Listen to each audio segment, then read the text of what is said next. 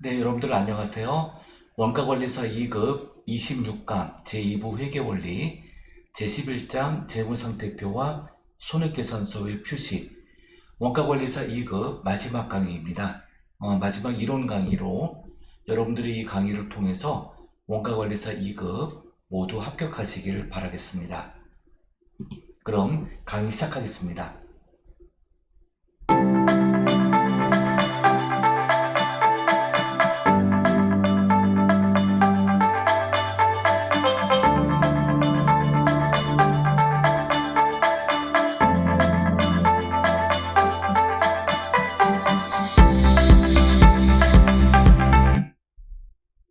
네, 제11장 재무상태표와 손익계산서의 표시 살펴보겠습니다. 재무상태표의 의의를 먼저 보면은 이 재무상태표는 일정 시점입니다. 그래서 그 기간을 표시하는 것이 아니라 시점을 기준으로 재무상태표가 작성이 되는 거예요. 그래서 기업의 경제적 자원인 자산과 이의 원천인 부채와 자본의 내역을 나타내는 회계보고서이죠. 자, 자산, 부채, 자본이 이렇게 각각 표시가 됩니다. 그래서 이제 그 사업이 개시가 되고 종료가 되죠. 이거를 이제 사업 기간이라고 해요. 또는 이제 회계 기간이 되기도 하죠. 이때 이제 영업 활동 이 기간 동안에 손익계산서가 나오게 되고요. 손익계산서에는 이제 매출, 또 매출 원가, 그리고 매출에서 매출 원가를 차감한 매출 총이익이 나오죠. 여기서 판매비와 일반 관리비를 차감하고요.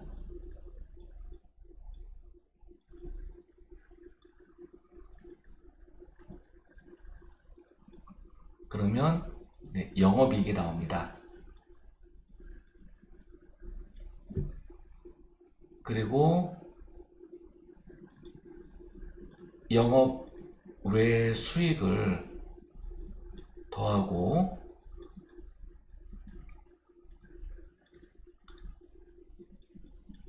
영업 외 비용을 차감하면 법인세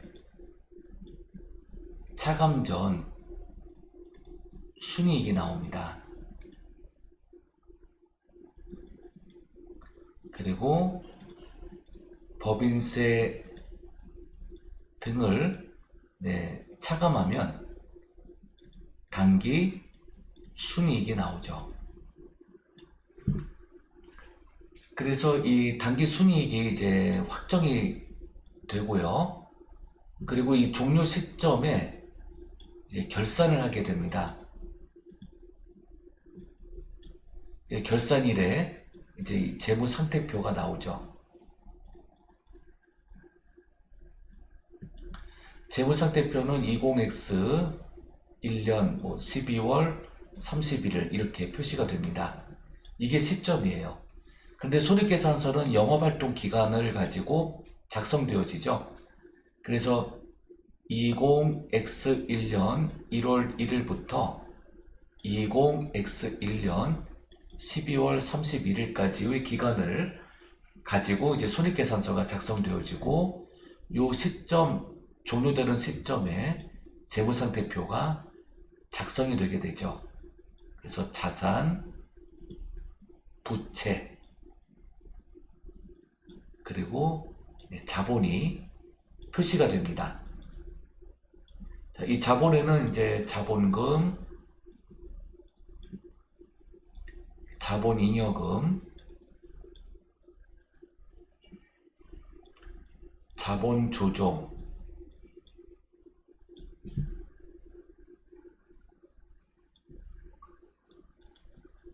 기타 포괄손익, 그 다음에 당기순이익, 그러니까 이익잉여금이죠. 네, 이익잉여금. 여기 손익계산서의 당기순이익이 요 이익잉여금 안에 포함이 되는 것이죠. 네, 이렇게 구성이 되어져 있습니다. 자산은 이제 유동자산과 비유동자산으로 구분되는데요. 이 유동자산과 이 비유동자산의 구분 개념은 이 재무상태표 종료일로부터 1년 이내 경제적 자원의 유입이 가능하냐, 그럼 유동자산이고, 1년 이내에 경제적 자원의 유입이 어려우면 비유동자산이 됩니다. 유동자산에는 당좌자산과 재고자산으로 이루어져 있고요. 비유동자산에는 투자자산과 유형자산, 무형자산, 기타 비유동자산으로 이루어져 있습니다. 부채는 또 유동부채와 비유동부채로 구분되는데요. 재무상태표 종료일로부터 1년 이내에 상환해야 될 부채면 유동부채, 1년 이후까지 상환기간이 장기기간이면 비유동부채가 됩니다. 자본에는 이제 자본금, 자본잉여금, 자본조정, 기타 포괄손익 누계, 이익잉여금 또는 결손금으로 구분되어 있습니다. 유동성 배열의 원칙이 있는데요.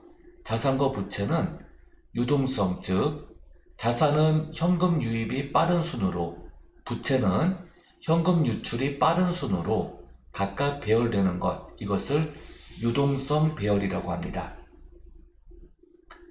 자산과 부채의 유동성 구분은 자산과 부채는 1년 기준이죠. 언제 날짜부터요?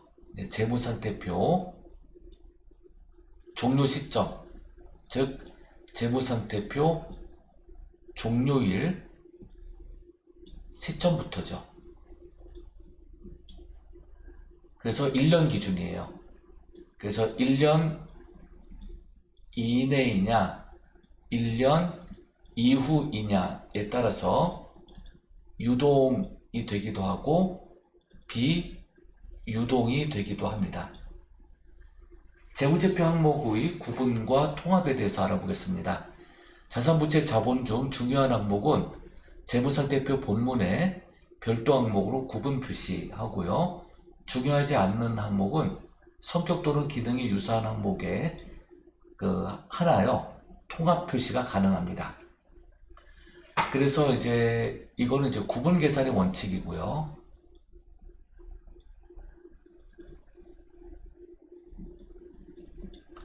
그리고 성격이나 기능이 유사한 경우에 한해서만 통합이 가능합니다. 현금 및 현금성 자산은 별도 항목으로 구분하여 표시하고요. 자본금은 보통주와 우선주로 또 나눕니다. 보통주는 경영권 참여 가능해요.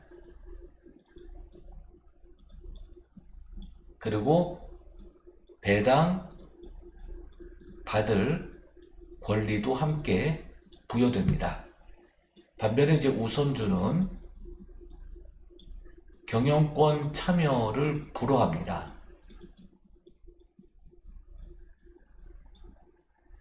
그런데 보통주보다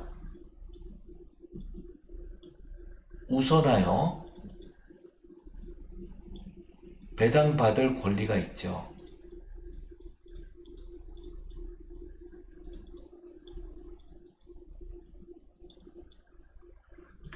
자본잉여금은 주식발행 초과금과 기타 자본잉여금으로 구분하고요. 자본조정 중 자기주식은 별도 항목으로 구분 표시합니다. 기타 포괄손익 누계액은 매도가능증권 평가손익, 해외사업 환산손익, 현금흐름 위험회피, 파생상품 평가손익 등으로 각각 구분합니다. 이 기타 포괄손익 누계액은 장기 미실현 보유손익이에요. 그래서 단기손익에 해당되지 않는 이러한 손익들이 기타 포괄손익 누계액으로 계산됩니다. 이익잉여금은 법정적립금, 임의적립금 등으로 각각 구분되고요.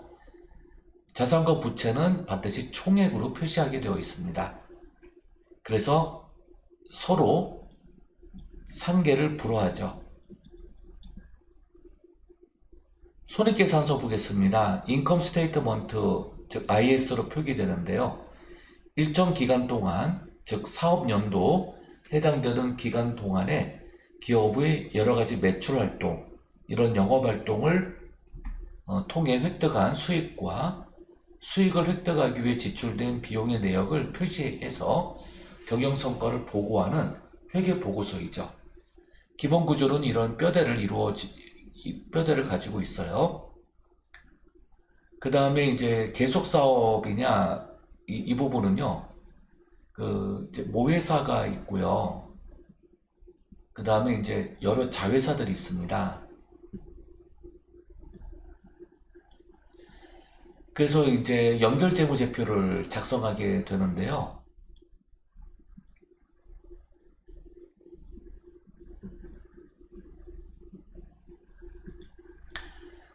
이제 이 자회사 중에 이제 하나의 자회사가 이제 사업을 중단합니다. 폐업을 한 거죠.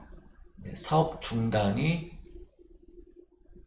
있고요. 나머지 두 개 회사는 사업을 지속하고 있어요.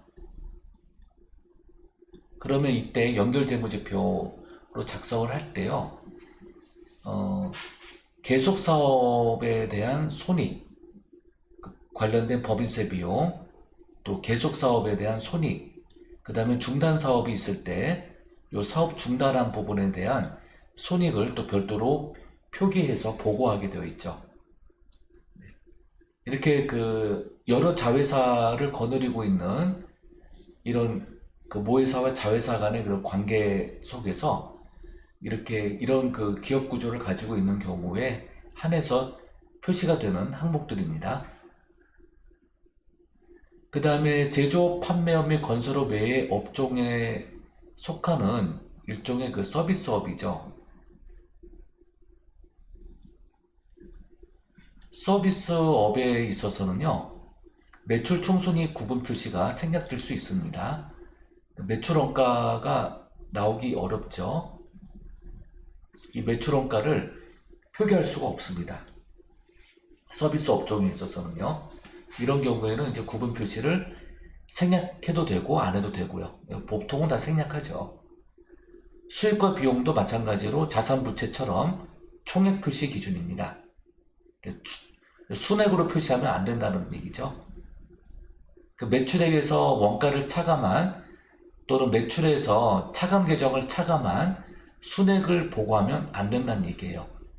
총액과 원가가 함께 표기되어야 되죠.